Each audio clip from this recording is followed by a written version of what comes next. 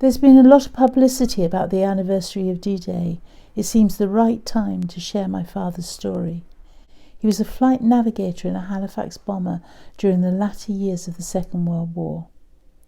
He was totally devoted to my mother, and after she died of heart attack and failure at the age of 75, he expressed a deep longing to return to Germany.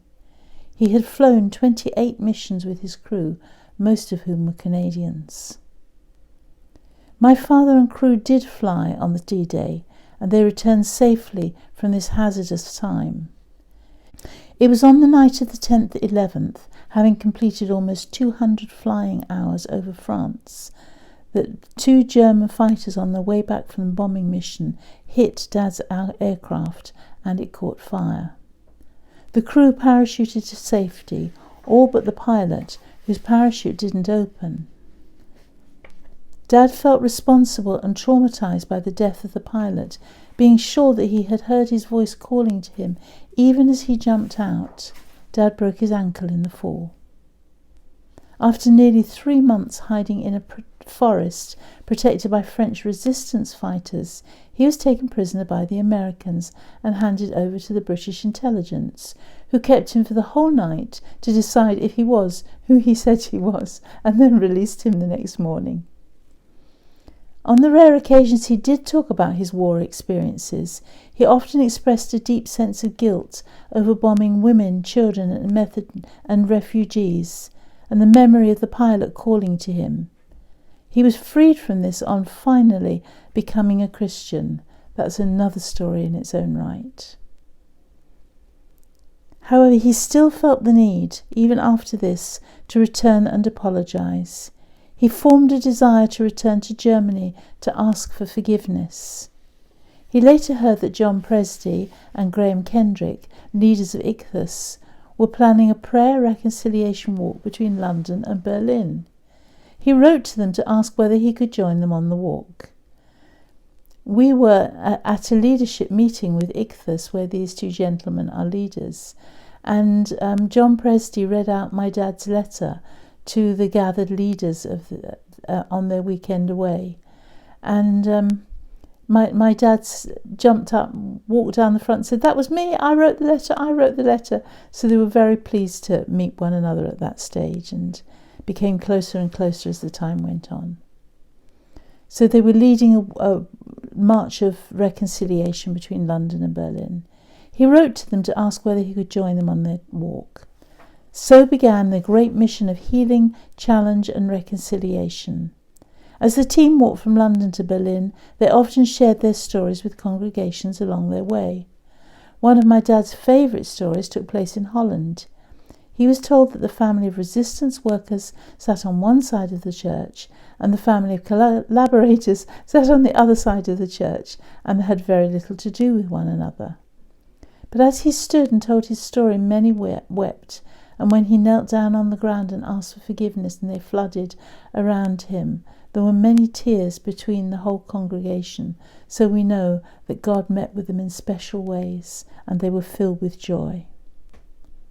On the 10th of May he stood with Helmut, a German attack gunner at the Mona Dam.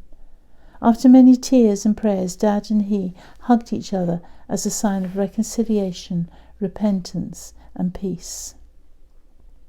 John Presty stated that he, along with another veteran, Charles Simpson, aged 79, who served with the British Army, were catalysts for reconciliation between Germany and the UK, and as the prayer walked on the way through to Berlin. In many evening celebrations they were embraced by German brothers and sisters, and on the 23rd of May the walkers reached the Brandenburg Gate in Berlin. My dad, who had told me so many times how shy he was, stood before 70,000 people and stated, "I have been to Berlin 5 times, 4 times to bomb it, but this time I have come to bless you, to be reconciled with you, and to ask you for forgiveness." A German church leader knelt down and kissed his feet, and there were many tears. I was subsequently told that his story was known throughout Germany and that the German Lutheran pastors took Dad's example and went to other places in order to be reconciled as well. So the reconciliation movement grew and grew and grew. My dad died in 1993, which was 1 year to the day of the speech and ministry. Roger Forster, the overall leader of Ichthus, stated that Dad led the march into heaven, and John Presty said, no doubt he had a grandstand seat. Later that year, Pete and I were teaching on a course in Switzerland. On the Friday, I was flat on my face in worship when the Spirit of God said to me, the mantle of reconciliation I have given to your father, I am now passing on to you. In subsequent years, Peter and I stood frequently at many Lutheran churches and other venues asking for forgiveness and reconciliation on my father's behalf. Many came weeping and left laughing. You have turned my mourning into dancing with me, the psalmist said. The work of reconciliation continued, as illustrated by the remaining time with students in Switzerland, particularly a Jewish girl who had issues of deep hatred and resentment towards the Germans. We had during the week counselled her to forgive, but her hatred was so deep and strong and she was so traumatised that she was unable to take that step until the Friday when the students gathered round her and hugged her and asked her forgiveness. This broke her and she was filled with joy. She was radiant, and we had a celebration meal together. I'm sure that the angels joined in the celebrations. We also visited the Mona Dam.